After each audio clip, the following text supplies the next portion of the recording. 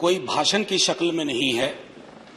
एक शोक संतप्त गणतंत्र के एक अदना नागरिक समझिए या एक जनप्रतिनिधि समझिए, उसकी ओर से कुछ बातें कही जा रही हैं। और सबसे पहले माफीनामा उन तमाम लोगों को जिनकी मौत को भी हम एक्नॉलेज नहीं कर रहे हैं, जो हम जान ही रहे हैं कि वो मारे गए। तो ये माफीनामा सर सिर्फ मेरा नहीं है। मैं इसलिए ये बात कह रहा हूं कि मई के महीने में मैंने 6 आर्टिकल लिखे। संसद चल नहीं रही थी, कहां अपनी शिकायत ले जाते, किससे कहते। मुझे भाजपा के मित्रों ने, कई साथियों ने कॉल किया, बधाई दी। मैं उनका भी एहतराम करता हूं और कहता हूं कि ये भरोसा इस सदन का है कि हम सबको एक साझा माफीनामा उन लोगों के नाम भेजना चाहिए जिनकी लाशें गंगा में तैर रही थी। किसी ने कह दिया ये, किसी ने कह दिया वो। सर दूसरी चीज, मैंने कल सेक्रेटरी जनरल साहब से बात करने की कोशिश की, बाकी जगह भी। किसी 2 सत्र के बीच में सर 50 लोगों की ऑबिचुअरी आज तक कभी नहीं हुई संसदीय इतिहास में। राजीव सातव की उम्र थी जाने की इस दुनिया से। रघुनाथ महापात्रा जब मिलते थे गले लगाते थे, बोलते थे जय जगन्नाथ। अचानक में वो नहीं है। ये पीड़ा व्यक्तिगत है, आंकड़ा मैं नहीं कहना चाहता हूं, मेरा आंकड़ा, तुम्हारा आंकड़ा। अपनी पीड़ा में आंकड़ा ढूंढिए। एक व्यक्ति नहीं है इस देश में, इस सदन में, सदन के बाहर, उस सदन में जो ये कहे कि उसने किसी जानने वाले को ना खोया हो। सर पीड़ा कह सकता हूं। ऑक्सीजन के लिए लोग फोन करते थे, हम अरेंज नहीं कर पाते थे। लोग समझते हैं सांसद है, ऑक्सीजन पहुंचा देगा। 100 फोन में पूरे दिन में शाम को बैठ के देखते थे। Success rate 2, success rate 3। हमको कौन सा आंकड़ा कोई बताएगा साहब? हमको नहीं, किसी आंकड़े की बात नहीं करनी है। हमें देखना है कि जो लोग गए वो जिंदा दस्तावेज छोड़ के गए हैं हमारे फेलियर का। मैं आपकी बात नहीं कर रहा हूं साहब। आप कहिएगा 70 साल में कुछ नहीं हुआ, मैं उसमें जाना ही नहीं चाहता। ये कलेक्टिव फेलियर है 47 से लेकर अब तक की सारी सरकारों का। क्या बना दिया हमने? मुझे पता नहीं था कि अस्पताल और ऑक्सीजन का क्या रिश्ता होता है सर। ईमानदारी से कहता हूं, मैं मेडिकल बैकग्राउंड से नहीं आता हूं। सुबह से लोगों को दिखता था ऑक्सीजन ऑक्सीजन, रेमडेसिविर। मैं तो दवाइयों के नाम तक शुरू में सर प्रोनाउंसिएशन चेक किए कि कैसे उच्चारण करूंगा। ये हालत है। और तब हम आंकड़ों की बात कर रहे हैं, तब हम ये बात कर रहे हैं थैंक यू फलाना साहब, चिलाना साहब। सर मैं यहां से निकलता हूं, बहुत बड़ा विज्ञापन लगा हुआ है, मुफ्त वैक्सीन, मुफ्त राशन, मुफ्त इलाज। सर एक मिनट, मैंने किसी नहीं, please I don't want my time. मैं किसी दल की ओर से आज नहीं बोल रहा हूं। मैं दावे के साथ कहता हूं, मैं लाखों लोगों की ओर से बोल रहा हूं जो यहां बोलना चाहते हैं। अब मेरी बात सुनिए, आज शिकायत नहीं कर रहा हूं आपसे। ये वेलफेयर स्टेट है ना। एक साबुन की टिकिया अगर कोई गरीब गांव में खरीद रहा है ना सर, तो अडानी अंबानी के बराबर का करदाता है। आप उसको कह रहे हो मुफ्त वैक्सीन, मुफ्त इलाज, मुफ्त राशन। नहीं साहब, कुछ मुफ्त नहीं है, उसका स्टेट है।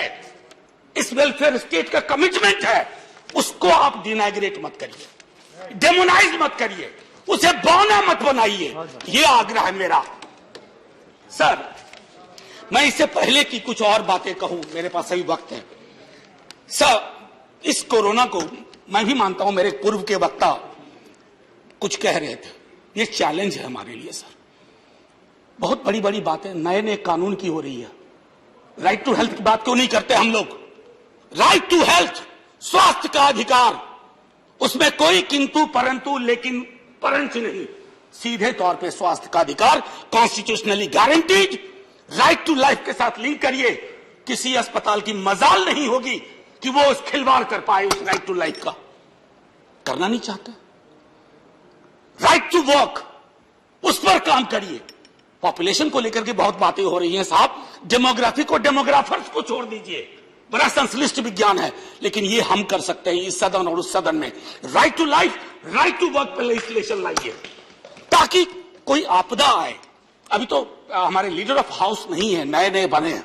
उनसे मैं कहता, जब वो रेल मंत्री थे, हॉस्पिटैलिटी सेक्टर के लोगों को निकाल दिया गया। इसी कोरोना काल में मैंने लगातार आवाज उठाई कोई सुनने वाला नहीं है सर, कोई नहीं सुन रहा। अगर आप सांसद की नहीं सुन रहे हैं तो जो छोटे अदना संविदा वाले नौकरी से निकाले गए उसकी कौन सुनेगा सर। एक और अद्भुत चीज हुई इसी कोरोना के दौरान, माननीय उपसभापति महोदय, जब हाहाकार मचा हुआ था हॉस्पिटल के लिए, आईसीयू बेड्स के लिए, दवाइयों के लिए, यह हाहाकार जब मचा हुआ था उस दौर में सर कई चीजें हुई, जिसमें से एक जो महत्वपूर्ण चीज मैं जिसका जिक्र करूंगा, उस हाहाकार में सरकारें, मैं सिर्फ केंद्र को नहीं कह रहा हूं, कई राज्य सरकारें भी नदारद थी। वो 1.5 महीना कैसे बिताया है इस मुल्क ने। हमारे सदन के कोई लोग बड़े मुश्किल से बच के आए हैं, मैं नाम नहीं लूंगा। पूरे देश ने वो वक्त कैसे बिताया है, नाइटमेयर की तरह लगता है सर, डरावना लगता है। एक मेरा स्टूडेंट पढ़ा है, वह 37 साल का, हॉस्पिटल का बेड जब तक मैंने अरेंज किया वो दुनिया छोड़ के जा चुका था। मैं इसलिए बार बार इसको इसलिए ये कह रहा हूं कि इसमें व्यक्तिगत पीड़ा को ढूंढिए, तब हम इसका निदान ढूंढ पाएंगे। मेरी नाव तुम्हारी नाव, मेरा काल तुम्हारा काल, ये तो बहुत कुछ हुआ, इस भौकाल से आपको कुछ हासिल नहीं होगा। सर बस 1 मिनट और लूंगा, जो मैं कहना चाह रहा था। सर एक खत मैंने मृतात्माओं के नाम लिखा था, कुछ कर नहीं पा रहा था, बेबसी में एक खत लिखा जो लोग इस दुनिया से चले गए। उसमें कुछ मैंने सलाह दी थी सर सरकार से, और ये जो उस बीच में कहा गया कि सरकारें फेल नहीं की, सिस्टम फेल कर गया। अरे साहब ये सिस्टम क्या है? बचपन से सुनते थे कि सिस्टम के पीछे व्यक्ति होता है, सिस्टम के पीछे एक संरचना होती है। अगर वो सिस्टम फेल किया है, चाहे दिल्ली में या किसी गांव की गलियों में, तो वहां की सरकारें फेल की। सिस्टम का नाम इसे मत दीजिए, क्योंकि यही वो सिस्टम बनाते हैं। धन्यवाद। और आप बस आखिरी टिप्पणी करने दीजिए। प्रोफेसर धन्यवाद, आपको ज्यादा टाइम दे चुका हूं मैंने। सर बस 10 सेकंड लूंगा। आज जय हिंद बोलने में भी वो खुलूस नहीं आ रहा है जो आम दिनों में हुआ करता है। मैं सिर्फ इतना आपसे आपके माध्यम से कहना चाहता हूं, मैंने एक शिकायत नहीं की सर, किसी से नहीं। किससे शिकायत करेंगे?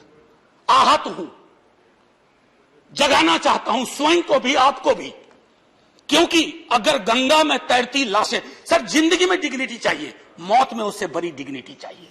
हमने अनडिग्निफाइड डेथ को विटनेस किया है, और अगर हमने इसको दुरुस्त नहीं किया सर, आने वाली सदियां माफ नहीं करेगी। आप बड़े बड़े इश्तहार छपवाओ, अखबारों के 4 पन्ने रंग दो, फलाना थैंक यू सर इतिहास को थैंक यू कहने का मौका मिलना चाहिए। धन्यवाद। जय हिंद सर। अगर मेरी बात से फिर भी किसी को कष्ट पहुंचाओ, मैं उन्हीं लाखों लोगों की धन्यवाद डेड बॉडी के बिहाफ पे आपसे माफी मांगता हूं। जय हिंद।